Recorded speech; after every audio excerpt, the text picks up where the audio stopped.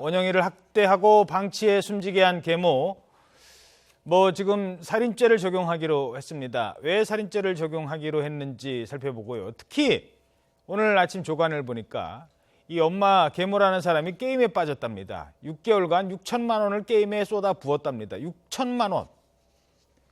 제정신인지 모르겠습니다. 물론 그렇지 않으니까 이런 일까지 저질렀겠죠. 제 표현이 좀 과했습니까? 그렇지 않다고 생각하시는 분도 많을 것 같아서 수정하지 않겠습니다. 자, 오늘 두 분과 함께 관련된 내용 살펴보도록 하겠습니다. 자, 조현욱 변호사님 그리고 백성문 변호사 두 분과 함께 얘기 나눠보겠습니다. 안녕하십니까? 네, 안녕하세요. 반갑습니다. 예. 자, 먼저 조현욱 변호사님께 질문드리겠습니다. 부장판사 역을 하셨으니까요. 이런 사건이 만약에 이렇게 배당이 됐다 그러면 일단 개인적으로 그 판사님 입장에서는 어떤 걸 먼저 봅니까? 사실관계를 따져 보겠습니다만 그 외에 게임하고 거짓 문자 보내고 이런 것들 어떤 걸 먼저 보게 됩니까? 일단 가장 먼저 보는 거는 그 사건의 객관적인 진실을 먼저 보고요. 네. 그다음에 그 사건에 이제 법을 적용해서 형량을 정하는데 형량을 정할 때는 그 주변에 여러 가지 간접적인 상황들이 영향을 미칩니다. 이 사건에 보면은 기본 행위가 아이한테 밥도 제대로 안 주고 정말 영하의 추운 날에 옷도 안 입히고 둔 그런 행위도 나쁘지만 예. 그 행위가 발생한 이후에 그 범죄를 은폐하기 위해서 남편과 서로 아이가 이미 죽지 않고 살아있는 것처럼 거짓 문자를 보낸다든지 이런 거는 정말 똑같은 행위라도 더 엄벌할 그런 상황으로 저희가 보는 것이죠. 예. 자, 그래서 이제 살인죄를 적용했거든요. 경찰이 살인죄를 적용한 이유 좀 쉽게 설명을 해주시죠. 애초부터 내가 죽일 의사가 아니었다 할지라도 죽을지도 모른다는 그런 걸 어느 정도 인식하면서 그대로 지금 방치한 거예요. 그러니까 부작위에 의한 살인이고요. 예. 그다음에 미필적 고의에 의한 살인인데 그 용어 그대로 아이를 돌볼 의무가 있음에도 불구하고 그 의무에 반해서 부작위했다. 그래서 살인에 이르기 때문에 부작위에 의한 살인이고요. 두 예. 번째는 아까 말씀드린 대로 적극적으로 살인을 의도하지 않았다 할지라도 살인에 이를 수 있다는 그런 가망성을 충분히 인식하고 그냥 내버려 뒀다. 그게 부작위에 의한 살인이기 때문에 결론은 살인죄입니다. 예. 이 경찰이 보는 그 여러 가지 정황 중에서 이런 부작위에 의한 미필적 고의에 의한 살인 이게 법원에서도 받아들일 가능성이 좀 클까요? 어떻게 볼까요? 그러니까 지금 상황에서는 다른 사건하고 좀 다르게 받아들여질 가능성이 큰 것 같아요. 일단 학대하고 감금한 기간도 너무 길었고요. 예. 이게 11월부터 올해 2월 초까지니까 3개월 정도 화장실에 감금을 하고 중간에 아까 나왔던 것처럼 락스도 뿌리고 아이한테 그리고 그 아이가 사망했던 원인이 됐던 게 2월 1일 날 찬물을 뿌려서 20시간 이상 방치했던 거잖아요. 그 당시에 평택 온도가 영하 12도였습니다. 그런 걸 감안하면 아이가 이런 찬물을 맞고 그 차가운 욕실에 있으면 충분히 죽을 수 있다는 거, 좀 꼭 부작이 아니더라도 이거는 그냥 살인죄로 충분히 의율이 가능한 상황이라는 생각이 들고요. 일단 친부 같은 경우에는 지금 일단은 학대에 적극적으로 가담하진 않았다고 하더라도 아버지면 아들이 몸이 안 좋거나 뭔가 죽을 수 있는 그런 상황에 처했을 때는 병원에 데려가거나 구호 조치를 해야 되는데, 그러니까 부작이라는 건 말 그대로 아무것도 안 했다는 거거든요. 이 아빠는 아무것도 안 했잖아요.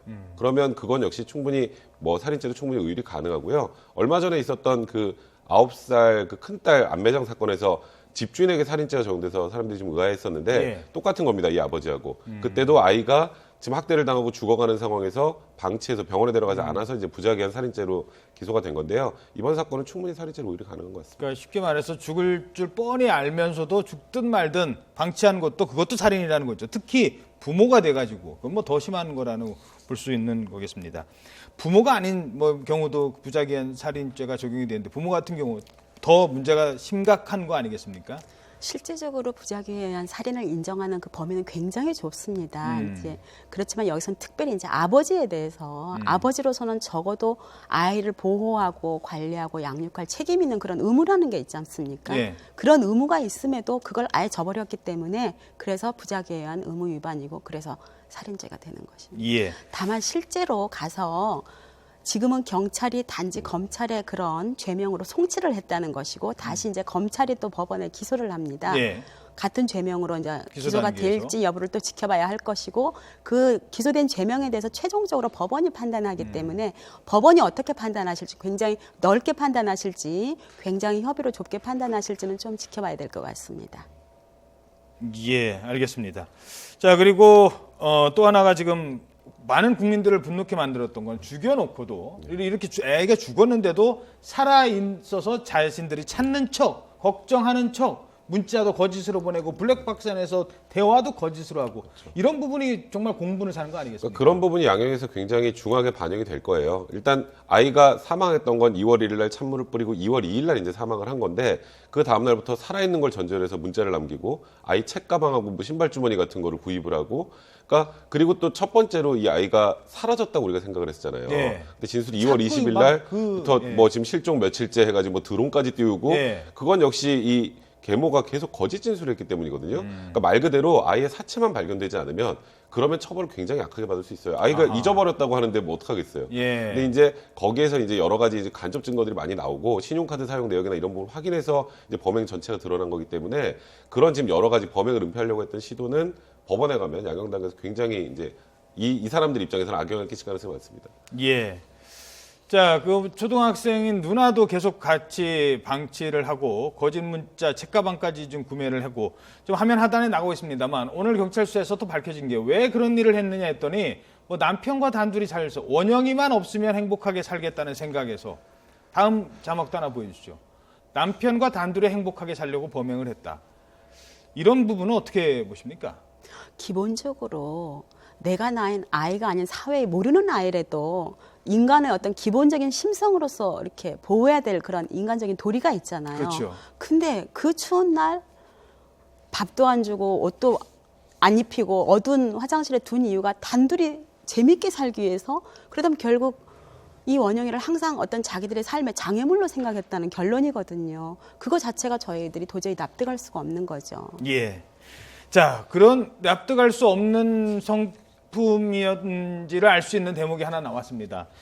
이 계모라는 사람이요, 이 무슨 뭐 6천만 원을 돈을 썼답니다. 그걸 게임하는데 아니 무슨 게임하는데 6천만 원을 씁니까? 그러니까 게임 아이템이라고 해서요. 예. 이제 무슨 뭔가 그 안에서 가상으로 상대방과 싸우는 거 할 때 이제 뭐 갑옷이나 뭐 칼이나 이런 걸 사는데 과거 리니지 같은 것도 뭐 칼 같은 게 몇 천만 원을 거래되고 그러긴 했었어요. 예. 그러니까 상대방을 이기고 죽이기 위한 건데 이제 그런데 몰두를 하고 이 남편과의 관계만 집착을 하고 아이는 이제 아예 이 우리 가족 구성원이 아니라고 생각을 했던 거죠. 그러니까 게임 캐릭터 키우는 데는 6천만 원까지 그렇죠. 투자를 하면서 자기의 아이는 방치를 한 거네요. 그러니까 그 극단적으로 두 개를 보여주는 거죠. 이 게임 속 안에 캐릭터는 나한테 되게 소중한 존재인 거고 예. 지금 저 화장실 안에 있는 원영이는 남편과의 사이에서 걸림돌이 되는 아이니까 빨리 사라져야 되는 거고 그 두 개의 극단적인 면을 그 게임 캐릭터 사는데 6천만 원을 썼다는 데에서도 충분히 파악할 수 있는 거죠. 예. 자, 가중처벌 문제입니다. 이런 것들, 그다음에 방치하고 뭐 또 범죄 수사를 더 헷갈리게 만들고 혼란에 빠뜨리는 이런 것들이 다 가중처벌에 살인죄를 적용한다 하더라도 가중처벌의 요소가 됩니까? 되죠. 왜냐하면 법에는 형을 정해놓지만 그 안에서 판사가 범위 안에서 재량의 권한이 어느 정도 있습니다. 예를 들면 살인죄라면 사형, 무기징역 5년 이상입니다. 그러니까 사형을 선택할 수도 있고 무기징역을 선택할 수도 있고 최하한 5년 이상인 5년부터 그 위로죠. 5년 이상의 형을 선택할 수 있는데 결국 그런 형을 결정하는 요소라는 게 아까 말씀드린 이 범행의 객관적인 사실 외에 어떤 정말 선처할 요소가 있는지 오히려 엄벌할 요소가 있는지 이런 것들을 판단하는 것이고요. 지금 드러난 여러 가지 행동들을 보면 굉장히 인간으로서 할 수 없는 행동을 많이 했기 때문에 엄벌할 요소가 많은 사건입니다. 예, 알겠습니다.